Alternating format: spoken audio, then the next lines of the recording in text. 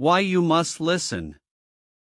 The silence was deafening, yet my mind buzzed with unsaid words. I understood English articles, complex grammar rules, and even subtle nuances. But when faced with a real conversation, my tongue felt tied, a heavy knot of unspoken sentences. This daily struggle was truly exhausting, a secret battle I fought alone every single morning. Every interaction felt like an impossible hurdle, a constant reminder of my perceived linguistic shortcomings.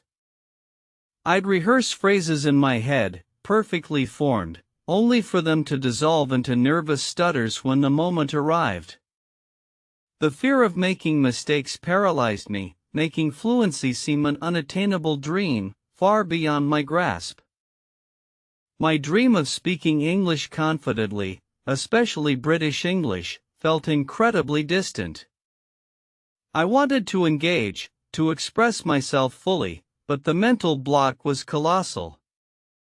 It wasn't just about knowing words, it was about the bravery to use them, to put myself out there. This internal conflict was draining, a constant burden. I often wondered, why do I always make mistakes? Why does my pronunciation falter even after endless practice? The frustration mounted daily, threatening to extinguish the spark of learning. I needed a new approach, a fundamental shift in my thinking, a more effective strategy to overcome these persistent obstacles. This was more than just learning a language, it was about reclaiming my voice. I longed to express my thoughts, share my feelings, and truly connect with others. My daily struggle weighed heavily, but deep down, a flicker of hope remained, pushing me to find the best way to learn English. One evening, while watching a documentary, a pivotal thought struck me. Why you must listen, the narrator's crisp British accent resonated, highlighting the power of immersion. It wasn't just passive hearing, it was active engagement, tuning into intonation, rhythm, and natural speech patterns. I realized my previous listening had been half-hearted. Now, I decided to truly immerse myself, choosing British podcasts and BBC dramas. Every sound, every pause became a lesson. This deliberate focus on authentic native speech proved transformative, slowly refining my internal ear. Listening intently, I began to notice subtle differences in pronunciation, the nuances of regional accents, and common idiomatic expressions. It was like unlocking a secret code, the pieces of the linguistic puzzle slowly falling into place. This new dedication made a profound difference in my comprehension. This intense listening phase taught me how words connected, how sentences flowed, and the natural stress in spoken English. It was foundational. Before attempting to speak, I had to fill my internal reservoir with correct sounds. This crucial step was often overlooked by many learners. The more I listened, the less foreign the language felt. It started seeping into my subconscious, creating a mental map of correct English sounds. This foundational phase was critical, providing the necessary input before I dared to open my mouth and produce output. Then came the crucial decision: let's talk in British English. I explicitly chose this path, drawn to its clarity and worldwide recognition. It felt more refined, more elegant, and suited my personal learning style. This focused goal provided direction and purpose to my efforts. I started mimicking sentences from my favorite British shows, trying to replicate the intonation and rhythm exactly. It felt awkward initially, even foolish, but persistence was key. The aim was not perfection, but consistent effort, training my mouth and tongue. Choosing a specific accent, like British English, gave me a clear target. Instead of aiming for general English, I could focus on specific phonetic sounds and speech patterns. This specificity eliminated much of the confusion and scattered effort from before. I downloaded apps that focused specifically on British pronunciation. I recorded my own voice, comparing it to native speakers, identifying areas for improvement. This deliberate practice of specific sounds became incredibly effective, yielding noticeable progress over time. Embracing British English was more than just an accent, it was adopting a cultural lens. It made the learning process more enjoyable and authentic, connecting me to the rich tapestry of British culture. This personal connection fueled my motivation every single day. The next leap was terrifying but essential: start talking at home. My bathroom mirror became my first, most patient audience. I began narrating my day, describing objects, and even arguing with myself in English. No judgment, just pure practice. This private practice allowed me to make countless mistakes without shame. I experimented with new words, stumbled over sentences, and corrected myself. It built a safe space for vocal experimentation, crucial for developing muscle memory in my mouth. I talked to my plants, my pet, even my reflection. Every mundane activity became an opportunity to describe, explain, or question in English.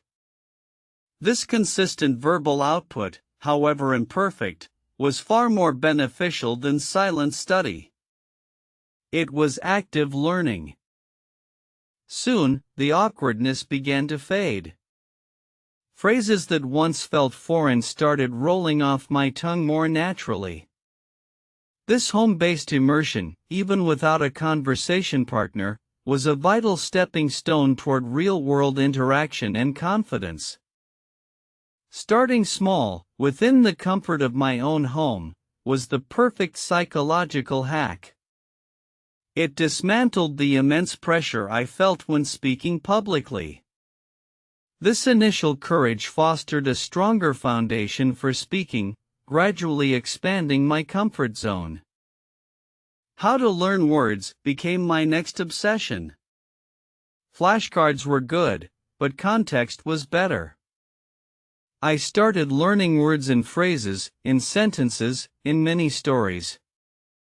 This gave them meaning and connections, making them stick much more effectively.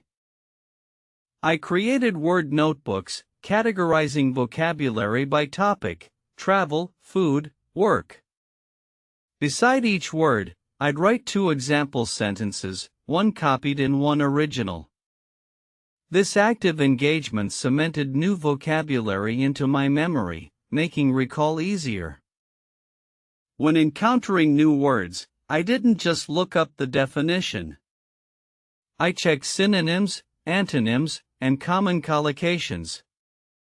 Understanding how words interacted with others provided a deeper, more robust comprehension, expanding my active vocabulary significantly. I started using a vocabulary app that introduced words and sentences and then tested them through varied exercises. This multifaceted approach, combining reading, writing, and testing, helped solidify new terms, transforming passive knowledge into active use. Every new word was a victory. I tried to use new vocabulary immediately in my home conversations, no matter how clunky it felt. This quick application transferred words from memory banks to active speech, building fluency progressively and steadily. How to remember words was the second half of the vocabulary puzzle. Spaced repetition systems became my best friend. Revisiting words at increasing intervals ensured they migrated from short-term to long-term memory, preventing rapid forgetting. I used visual associations and absurd mental images for challenging words. Connecting serendipity with a joyous, unexpected discovery of a flying cat made it unforgettable. The more unusual the link, the better it seemed to work every time. Reviewing words in different contexts also aided retention. Reading them in an article, then hearing them in a podcast, then using them in my own sentences reinforced their meaning and usage. This varied exposure was crucial for robust memory. I made it a point to review my word notebooks weekly, not just daily. This systematic review, identifying words I struggled with and relearning them, gradually built a strong vocabulary foundation. Consistency truly was the secret sauce. Understanding word families and root words also proved invaluable. Knowing that bene meant good helped me decipher beneficial or benevolent. This linguistic insight provided a powerful tool for deducing meaning and remembering words. My journey to learn English became less about quick fixes and more about consistent, dedicated effort. It was a marathon, not a sprint.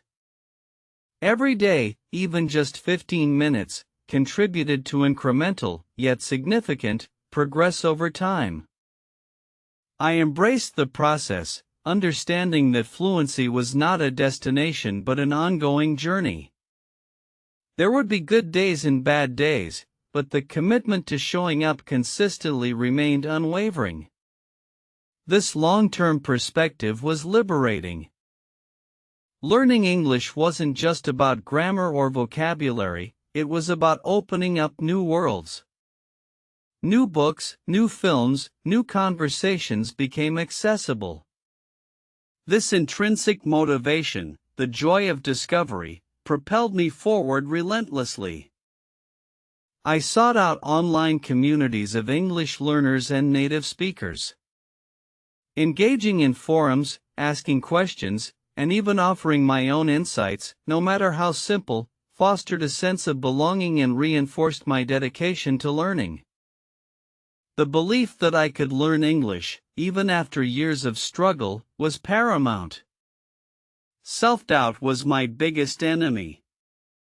Cultivating a positive mindset, celebrating small victories, and forgiving myself for mistakes became essential practices. Why I always make mistakes used to haunt me. Now, I saw them differently. Each mistake was a sign I was trying, a valuable piece of feedback pointing to areas for improvement, not failure. They were learning opportunities. Instead of internalizing errors as personal shortcomings, I started analyzing them. Was it grammar?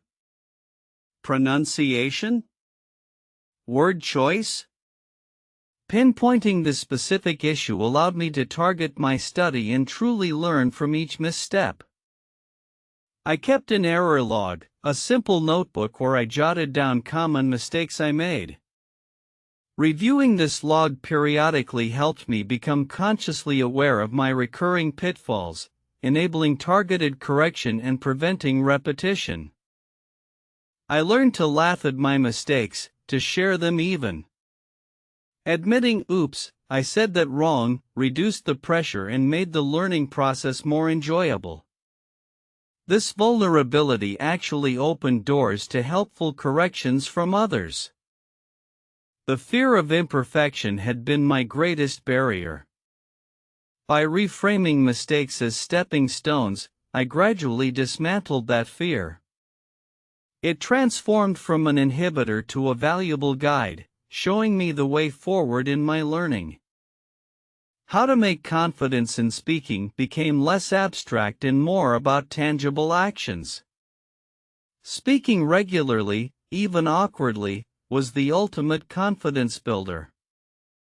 It wasn't about waiting to be perfect, it was about speaking to become perfect. I started joining online conversation groups, initially just listening, then contributing short phrases. Slowly, my turns became longer, my voice steadier. The supportive environment made a massive difference, reducing anxiety significantly. Preparing topics beforehand for discussions also boosted my confidence. Even if I deviated, having a few prepared sentences or bullet points reduced the immediate pressure to spontaneously generate complex thoughts under duress. I began to focus on conveying my message, not on perfect grammar. Communication first, perfection second. This shift in mindset was incredibly liberating and empowered me to speak more freely, accepting imperfections as part of the process. Celebrating small wins was vital.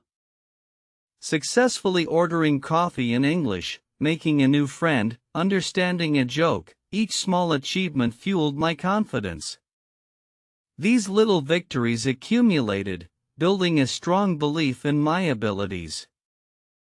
My daily struggle didn't disappear entirely, but it transformed. The struggle became productive, a push toward growth, rather than a frustrating standstill. There were still difficult moments, but now I had tools to overcome them. Some days, my mind felt blank, and words wouldn't come. On those days, I allowed myself grace. I'd switch to listening or reading, knowing that input was still valuable. Consistency meant showing up, even when not at peak performance. The initial excitement sometimes waned, replaced by routine.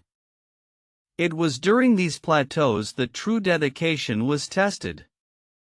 Pushing through the mundane, trusting the process, was crucial to long-term success and ultimate fluency. There were moments of self-doubt, where I questioned if I was truly making progress. Looking back at my first recordings, comparing them to recent ones, provided tangible proof of improvement, renewing my motivation to continue. Balancing English practice with other life demands was a constant challenge. But carving out dedicated time, however short, became a non-negotiable part of my routine. It was an investment in myself, my future communication. So, what was the best way to learn English?